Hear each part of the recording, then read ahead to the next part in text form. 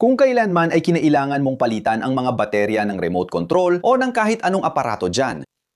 Siguradong nakita mo na ang mga bateryang AA o AAA. Bakit may ganitong mga letra sa mga baterya?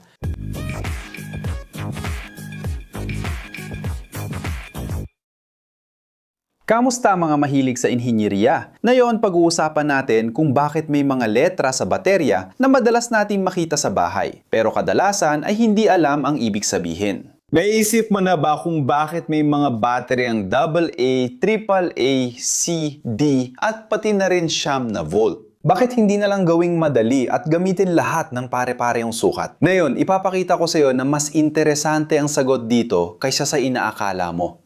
Napansin ng mga gumagawa ng elektronikong kagamitan na kailangan nila ng pamantayang sistema para makilala ang bateryang may iba't ibang sukat. Bago nito, bawat kumpanya ay gumagamit ng sarili nilang mga pangalan na nadulot ng matinding kalituhan. Isipin mo na lang na bibili ka ng baterya para sa iyong remote control at hindi mo alam kung tugma ba ang bateryang iyon o hindi. Dahil dito, nagpasya ang mga pandaigdigang organisasyon tulad ng ANSI na American National Standards Institute at ISC na International Electrotechnical Commission na gumawa ng iisang pamantayan.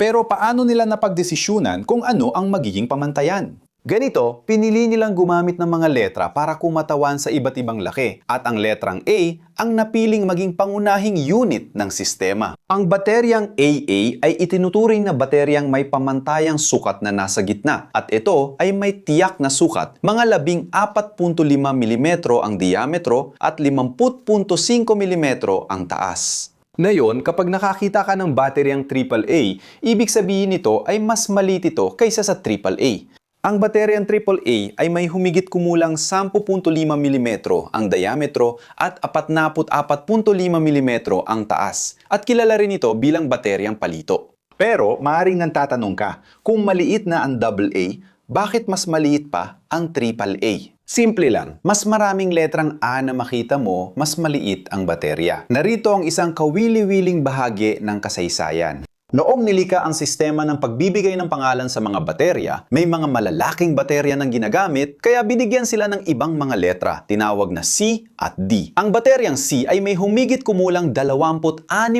mm ang diametro at 50 mm ang taas. Habang ang bateryang D ang pinakamalaki sa mga karaniwang cylindrical na baterya na may tinatayang 34.2 mm ang diametro at 61.5 mm ang taas. Pero bakit binigyan sila ng ibang letra imbes na sundan ang pattern ng A? Ang sagot ay dahil umiiral na ang mga bateryang ito bago pa man naging standard ang sistema. Kaya binigyan na lang sila ng bagong pangalan para magkasya sa pamantayan. Pero baka itanong mo, sige, may bateryang C, D, AA at AAA. Pero nasaan ang baterya na may A o ang bateryang B? At meron bang bateryang A? Sa totoo lang, wala. O mas tamang sabihin, dati itong umiiral, pero halos imposibleng makita ito ngayon. Bago ang 1947 noong pinantayan ng ANSI ang mga sukat ng baterya, nagsisimula ang sistema sa letrang A. Ang bateryang A noon ay ang pamantayang sukat at ang bateryang kilala natin ngayon bilang AA ay tinatawag noon na panlight battery o baterya ng bulsa na pang flashlight. Noong itinakda ng ANSI ang pamantayan, noong 1947 inayos nila muli ang pangalanan. At ang orihinal na bateryang A ay inalis na dahil ito ay sumasakop ng hindi maginhawang espasyo. Sobrang laki ito sa ibang aparato at sobrang liit sa iba. Paano naman ang bateryang B? Ang bateryang B ay umiral din noon, ngunit inalis din ito sa parehong mga dahilan. Ito rin ay may sukat na nasa gitna na hindi practical para sa karamihan ng mga aparato. Ngayon, maaari nang tatanong ka, ano ang kaugnayan ng laki ng baterya sa kung gaano ito katagal tumatagal? Direkta ang sagot, mas malaki ang baterya, mas malaki ang kapasidad nitong mag-imbak ng enerhiya. Ang karaniwang AA na baterya ay nag-iimbak ng 2,000-3,000 mAh, isang unit ng pagsukat ng enerhiya. Samantalang ang isang AAA na baterya ay nag-iimbak ng 800 hanggang 1,000 mAh na nangangahulugang mas maikli ang itinatagal nito. Ang isang D na baterya ay kayang mag-imbak ng 10,000 hanggang 20,000 mAh o higit pa, depende sa uri. Ibig sabihin nito, kung gagamit ka ng D na baterya sa isang aparato na kumukonsumo ng parehong dami ng enerhiya gaya ng aparatong gumagamit ng AA na baterya, mas tatagal ng husto ang D na baterya. Parang ikinukumpara mo ang maliit sa malaking tangke ng gasolina. Mas malayo ang mararating ng malaki. Naisip mo na ba kung bakit iba-iba ang laki ng baterya na gamit ng mga gumagawa ng elektronikong kagamitan? Kung lahat ng device ay gagamit ng D na baterya, halimbawa, ang mga elektronikong gumagamit ng baterya ay magiging kasinlaki ng mga ladrilyo at imposibleng ilagay sa bulsa. Pero kung lahat naman ay gagamit ng AAA na baterya, ang mga emergency na flashlight ay tatagal lang ng ilang minuto bago maubos ng tuluyan ang karga. Ang sistema ng mga letra ay nagpapahintulot sa mga manufacturer na pumili ng baterya na pinakaangkop sa kanilang produkto, isinasaalang-alang ang espasyo at ang kinakailangang enerhiya. Ang relo sa pulso ay gumagamit ng maliit na baterya para magkasya. Samantalang ang emergency flashlight ay kailangan ng malaking baterya para magtagal ang liwanag. Ngayon, merong isang baterya na hindi sumusunod sa pattern ng mga letra at malamang nakita mo na ito, ang bateryang Siam-V. Tinawag itong ganon dahil nagbibigay ito ng 9 volts na enerhiya, hindi dahil sumusunod ito sa sistema ng mga letra. Ang bateryang Siam-V ay ginagamit sa ilang mga sensor, multimeter, at ilang mga pedal ng gitara, halimbawa. Pero bakit kakaiba ang bateryang ito kumpara sa iba? Well, ang bateryang Siam-V ay isang eksepsyon dahil ang hugis nito ay talagang naiiba. Ito ay parisukat, hindi silindriko tulad ng iba. Ang dahilan dito ay kailangan magbigay ng particular na boltahe ang Siam-V na baterya na hindi kayang makuha gamit lang ang isang silindrikong selda.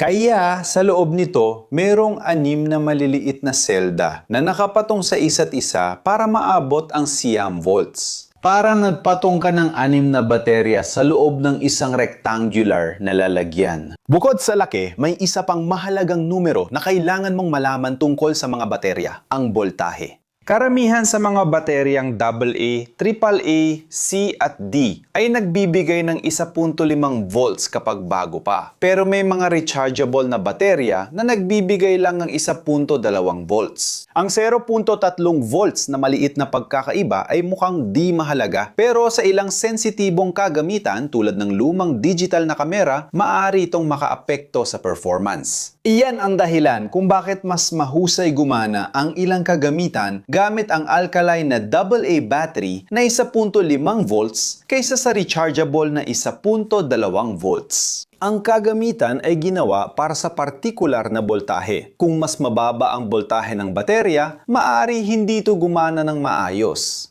Naisip mo na ba kung mag-iiba ang sistema ng pagpapangalan sa mga baterya sa hinaharap? Sa pag-usbong ng mga teknolohiya, ang mga baterya ay nagiging mas episyente at mas compact. Karamihan sa modernong kagamitan na yon ay hindi na gumagamit ng AA o AAA na baterya.